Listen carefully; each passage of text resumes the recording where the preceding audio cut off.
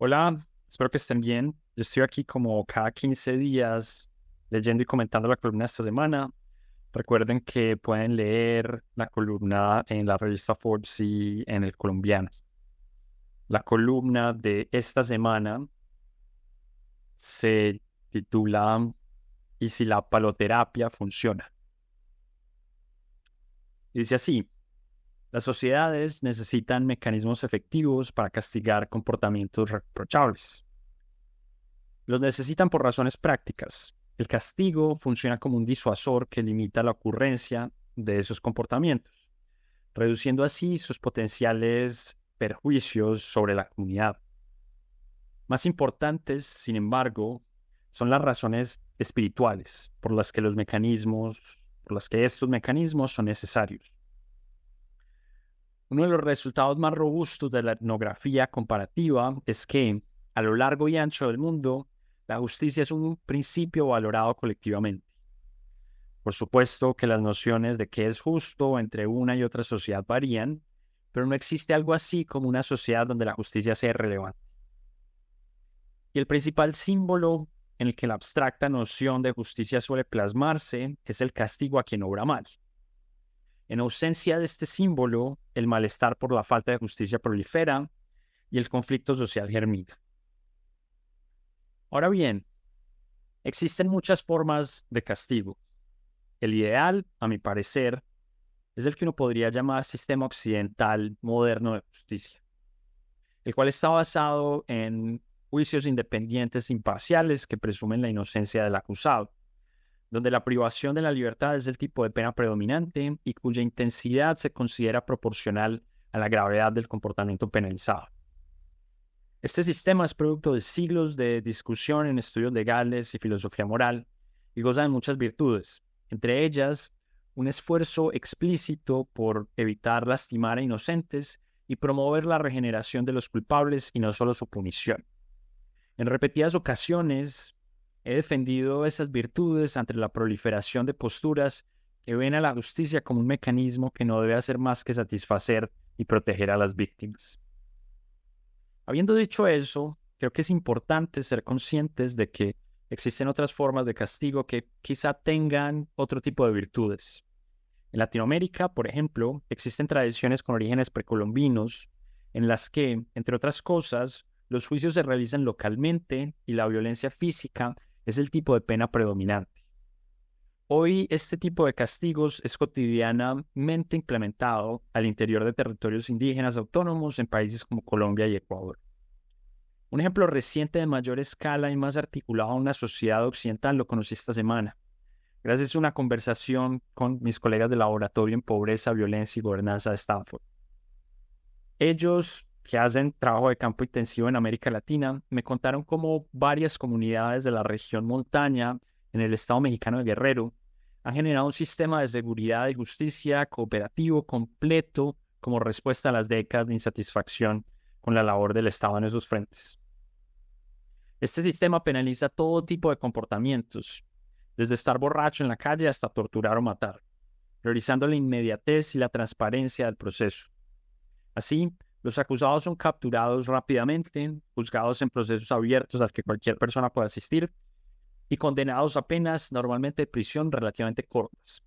Todo el sistema es implementado y regulado por la comunidad, es decir, los policías, jueces y carceleros son miembros de la comunidad. Prácticas informales de penalización similares se han vuelto cada vez más comunes en zonas urbanas de Latinoamérica. Por ejemplo, en Colombia se ha popularizado la paloterapia, un término usado para describir las golpizas colectivas que de la ciudadanía criminales, atracadores y violadores principalmente. Estas prácticas, a diferencia del sistema que les acabo de contar de Guerrero, la justicia indígena de territorios autónomos, son espontáneas y descentralizadas. Sin embargo, también están basadas en la expectativa de que el sistema oficial no funciona y priorizan un castigo inmediato de alta visibilidad. Tanto es así que buena parte de los actos de paloterapia son grabados y compartidos en redes sociales. Por supuesto que la paloterapia, como cualquier otro sistema basado en juicios expeditos, vulnera sistemáticamente los derechos del acusado. Por esta hay varias razones más. Yo considero este tipo de prácticas inferiores moralmente a las que caracterizan el sistema occidental moderno. No obstante, no podemos negar su popularidad y efectividad. Las comunidades parecen preferirlas a las alternativas formales y los criminales parecen temerles más que aquellas otras alternativas. En esa medida, esta es una conversación que debemos tener seriamente. No podemos seguir escondiéndola debajo del tapete del moralismo occidental. Debemos hablar sinceramente de qué valores buscamos con la justicia. La rapidez de la penalización, la protección de los derechos del acusado, la reparación a las víctimas, la no repetición. Y esta conversación debe ir más allá de los elementos aspiracionales. Por supuesto que debemos pensar cuál es el sistema ideal, pero también cuál es el sistema que realísticamente podemos proveer. Si de verdad queremos una justicia occidental moderna, necesitamos invertir seriamente en ella. Necesitamos mayor fuerza pública que capture delincuentes, necesitamos más fiscales que estudien y dirijan los casos, y necesitamos más jueces mejor entrenados que puedan estudiar con detenimiento aquellos casos. Rechazar la paloterapia y no apoyar la priorización presupuestaria de la seguridad y la justicia es una completa hipocresía.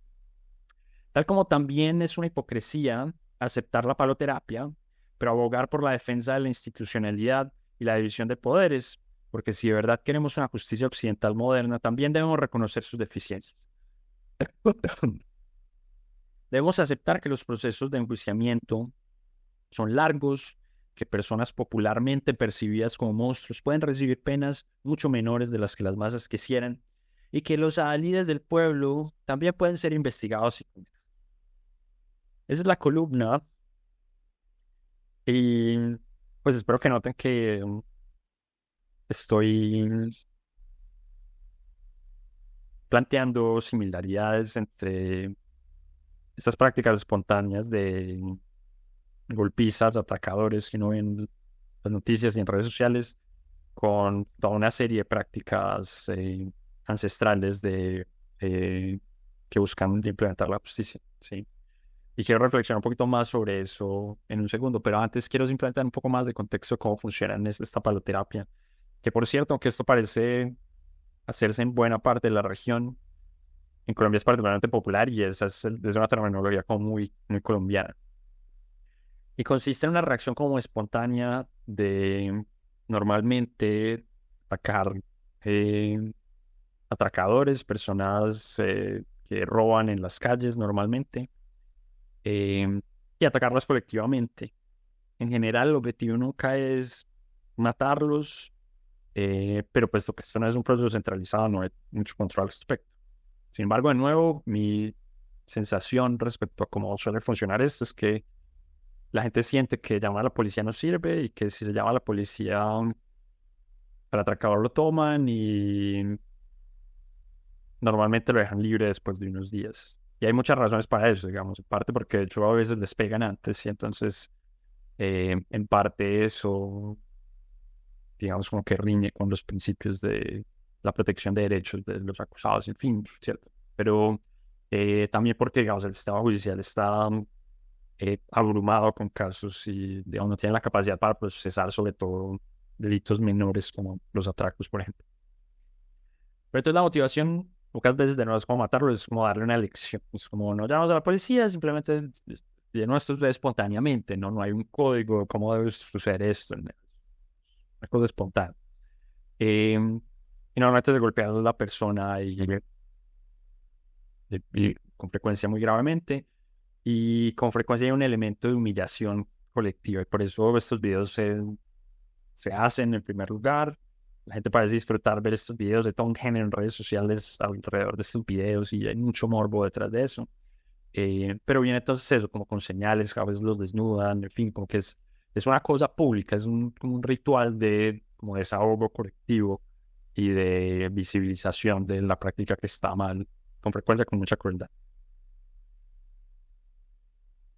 Sí. Y hay como tres, eso como para que todo el mundo entienda un poco, no, digamos, no sabíamos como que tantos detalles debía dar respecto eh, a esto, pero pues lo estoy dando aquí para que todo el mundo entienda un poquito de qué estoy hablando. Y hay tres cosas grandes de las que quería hablar como sobre este asunto. Entonces, el primero es una preocupación que desde que empecé a escribir sobre esto tenía y es eh, como evitar una apología al paramilitarismo, ¿sí? Y como algo que como que sentí que reflexioné a partir como de pensar en esa preocupación es como el legado del conflicto en Colombia en cómo se tratan estos temas. Y esto es muy interesante cuando yo hablo con gente aquí que sabe de estas experiencias paramilitares en México, con frecuencia le hablan a uno con gran simpatía sobre estos movimientos, ¿no? En México además es que muy de moda, está proliferando las reacciones comunitarias a los riesgos de seguridad. Y de nuevo, yo siento que la posición como de la intelectualidad latinoamericana al respecto es de general simpatía. Y voy a hablar en un segundo como parcialmente porque siento que ese es el caso. Creo que hay parte de eso es motivado un poco como por una intelectualidad de izquierda eh, um, que tiene una visión como exótica y de estos movimientos como nativos y no como comunitarios y en general eso les parece buena idea. Pero uno como colombiano, de nuevo, en un segundo quiero hablar más de eso, pero digamos como que mi punto inicialmente es que uno como colombiano tiene un escozor generalizado a prácticas privadas de implementación de justicia y seguridad, porque tiene en la cabeza todas las atrocidades que cometieron los grupos paramilitares en los 80s y 90s, en el 2000, ¿no? Eh, y entonces cualquier cosa que suene a eso, es decir, incluso se ha vuelto un poco un tabú en nuestra sociedad, ¿no? Tal como un poco también todo lo relacionado a la guerrilla, digamos, en muchos ambientes fuera de Colombia, la guerrilla tiene un tono heroico, y sobre todo en los años recientes, en fin. En Colombia, digamos, Colombia se ha empezado a permear ligeramente un poco de esto, pero hasta hace unos pocos años, digamos, la guerrilla y un guerrillero era percibido como un criminal, básicamente, sin la opinión pública. En fin, esto ha ido cambiando, pero de nuevo, ese es como el primer elemento que quería como traer como a la conversación, es como esa conciencia que dentro de Colombia no tenemos con frecuencia de la forma en la que miramos muchas de nuestras decisiones de cómo manejar estos problemas grandes de seguridad están profundamente, digamos, contaminadas y quizás sea bueno, es decir, no digo que esto sea algo malo, por cierto, pero es una carga grande que antecede cada conversación, ¿no? Entonces, cada persona que habla de privados defendiéndose, como que tiene mucho cuidado que eso no suene como paramilitar, porque de entrada cualquier cosa de autodefensa suena como una cosa criminal. Y aunque siento que eso puede ser bueno, no sé si sea bueno o mal, algo que quizás sí sea bueno es tener como las conversaciones de por qué surgen estos procesos. Y yo en general no simpatizo mucho con los tabús, creo que no le hacen mucho bien a la sociedad. Yo creo que a la sociedad les sirve hablar de las cosas. Em, y bueno, parte de lo que yo estoy haciendo creo que es haciendo eso, hablando al respecto. A riesgo pues de ser acusado de apologista de algo que pues creo que la columna claramente muestra que no soy. En fin, pero creo que es una conversación importante. Entonces es como la primera reflexión que quería hacer. La segunda cosa que quería hablar, pues parte de eso que mencionaba antes, y es un poco como la romantización, como una mirada muy como orientalista a pensar los mecanismos judiciales no occidentales, ¿sí? Y, digamos, el orientalismo es una tradición intelectual, si uno quiere, eh, a la que se le empezó a llamar sobre todo las interpretaciones de occidentales que empezaron a descubrir en el proceso como expansión imperial del siglo XIX el resto del mundo, ¿no? Entonces surgió todo un encanto en Europa por el Medio Oriente, por el este de Asia, por África, y con una visión muy desde Europa y muy de exotización, ¿será? ¿Cuál será el término?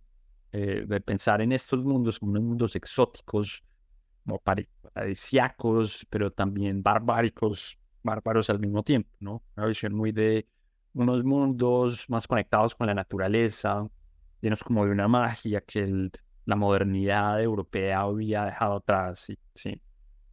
Y eso pues fue criticado como extensamente y en fin, digamos, como que esas visiones le quitan mucho como la agencia a estas sociedades, ¿no? Que son vistas entonces un poco eh, como un, eh, como un lugar remoto y, y donde estas personas son una suerte como de animalillos, ¿no? Unos juguetes, digamos, de las sociedades civilizadas que son puestos ahí y son explorados como una especie de experimento, ¿no? En fin, eh, pues al que le interesa es, digamos, la literatura gigantesca como criticando el orientalismo, en fin. Y una reflexión que hago acá es eso. Entonces, cuando la gente con frecuencia le habla a uno de las prácticas eh, como judiciales de comunidades nativas, se mira un poquito como con esos lentes, ¿no? Como algo un poco romántico de, bueno, estas personas tienen estas tradiciones y hay que respetar la autonomía. Y paradójicamente también se piensa eso coexiste con una visión eh, donde de entrada se interpretan como más barbáricas, ¿sí? Y esa es una tensión que creo que tenemos como que resolver, o sea, como que yo siento que uno no debe ni romantizar eh, pues las prácticas de sociedades occidentales, sociedades ancestrales distintas a las nuestras, eh, ni hay que condenarlas como barbáricas y como primitivas, ¿sí? Yo creo que uno perfectamente puede entenderlas como respuestas a las condiciones como particulares de estas sociedades y coherentes con sus visiones del mundo y demás. Y uno perfectamente puede decir que no son apropiadas para otras sociedades, ¿no? Que hay virtudes morales en unas y en las otras y que uno, dependiendo de que sea lo que busca, puede validar unas otras, ¿sí? Y esa era la segunda cosa que quería decir, ¿no? Como que en parte creo que el problema que tenemos es como ese conflicto de no poder tomar en serio estas distintas tradiciones y plantearlas como alternativas reales y tener discusiones eh, sin suavizarlas ni sin estigmatizarlas, porque no encaja, porque las vemos como con moralismo occidental, ¿no? Entonces, esa es como la segunda cosa que quería mencionar. Y la tercera está un poco relacionada como a eso y siento yo que es como la em, aproximación como más apropiada para pensar estas discusiones y es pensarlas desde un punto de vista pragmático, ¿no? Entonces, de nuevo, dejando por un lado em, como la visión romántica de estas historias y también la visión moralista, ¿no? De cualquier cosa por fuera de las prácticas institucionales como occidentales es barbárico, ¿sí? Y, y ahí es donde viene el elemento que trataba de mencionar, de realmente qué es lo que queremos con eh, nuestro sistema, ¿sí? Y recientemente ha habido un anhelo por proteger a la víctima a costas de los acusados. Y quizá eso es lo que queremos. Quizás es lo que queremos. Quizá queremos asegurarnos que no haya un delito donde no haya una pena, ¿sí? Y por muchas razones puede ser eso, porque queremos eh, como abrazar con cuidado a las víctimas, pero también porque no queremos disuasión al máximo, que la gente sea hiper cuidadosa, ¿sí? Y hay sistemas que funcionan un poco así, hay sociedades donde hay penas gigantescas por cosas incluso pequeñitas y hay hiper eh, vigilancia del comportamiento de las personas. Esas son alternativas, digamos. Lo que pasa es que eso viene con costos y ese es como el elemento que quiero resaltar con la visión pragmática, y es que hay disyuntivas dependiendo de qué es lo que realmente queremos. Y queremos, me refiero como los objetivos que queremos priorizar. Posiblemente nadie va a querer solo una cosa en el sistema. Si todo el mundo será consciente que hay distintas cosas que no quisiera. Lo importante de la reflexión sobre estas disyuntivas es que priorizar una posiblemente va a traer costos en otras. Entonces, de nuevo, estas visiones de nos preocupamos completamente por las víctimas y necesitamos penas rápidas, altas sobre los victimarios porque no podemos tolerar que haya un crimen sin ser estudiado y condenado. Eso seguramente va a traer pues más costos, eh, menor protección para los acusados, va a haber más juicios donde gente inocente sea acusada y sea condenada. Es, digamos, suena inevitable que suceda, ¿no? Y entonces lo que yo siento es que debemos ser como explícitos sobre estas disyuntivas y sobre nuestras preferencias y debemos acogerlas, ¿sí? Y eso trae unos retos como de coherencia alrededor de nuestro contrato social, ¿no? Entonces, y esto es como algo que tenemos, siento yo, que está un poco más en paz como en Latinoamérica, y es sentir que nuestro contrato social realmente representa como nuestras preferencias, ¿sí? Que tenemos un compromiso con ese contrato, ¿no? Algo que pasa con frecuencia en Latinoamérica es que la gente dice como, bueno, es que alguna cosa dice la ley, pero eso no funciona. Y no... Entonces, como, bueno, si no funciona, entonces también, digamos, como que hagan unas leyes que funcionen, pues que algunas de las leyes representen como lo que somos como sociedad. Y, y eso es un problema grande que, pues, digamos, está asociado como aspiracionalmente, como qué tipo de sociedad queremos ser, que las leyes en parte capturan eso. Pero de nuevo no es muy consistente y funcional que en largo plazo las leyes estén profundamente desconectadas de lo que la gente parece querer, ¿no? Porque la otra alternativa es eso, es como sociedad civil aceptamos los principios que están en la ley y decimos, bueno, realmente eso es lo que nosotros queremos. Nuestra cultura debe empezar a alinearse eh, con esos principios, y hay aproximaciones políticas a eso, ¿no? Toda la noción de la educación cívica, si uno piensa en el contexto colombiano, estos programas a la MOCUS, donde se busca que la gente sea consciente y reflexione sobre su comportamiento y su vida en sociedad y las prácticas diarias, van en esa línea, ¿no? En orientarnos más al seguimiento de las reglas y al cumplimiento de la ley. Pero eso tenemos que hacer, es decir, como que tenemos que sincerarnos y alinear esas preferencias con nuestro gran como contrato social, si se quiere. Y yo creo que como la cosa que tenemos que adoptar todos es que de entrada no hay sistema perfecto, ¿sí? Tenemos que abrazar esas disyuntivas. Cualquiera de estos sistemas que escojamos y el balanceo que hagamos de decisiones, de objetivos, pues de objetivos que debemos priorizar, nos llevará a un sistema imperfecto, de forma distinta a las otras alternativas que tenemos. Esa era como la reflexión que quería traer. Espero que pues les genere como ideas interesantes. En la columna en Forbes, y voy a poner esto también en el canal en YouTube, hay un link a otra columna que yo he escrito al respecto. Creo que si les interesa este tema, les interesará leer esa columna. Y como siempre les digo, comenten abajo en YouTube, que lean los comentarios. Normalmente hay unas discusiones muy interesantes ahí y yo siempre leo los comentarios y trato de responderlos cada vez que puedo, aunque aprendo mucho de lo que ustedes me dicen, y eso me ayuda mucho a pensar y reevaluar mi opinión y pensar en algunas otras cosas que eventualmente también se vuelven columnas. Pero bueno, con eso me despido. Muchas gracias por ver esto y nos vemos en 15 días.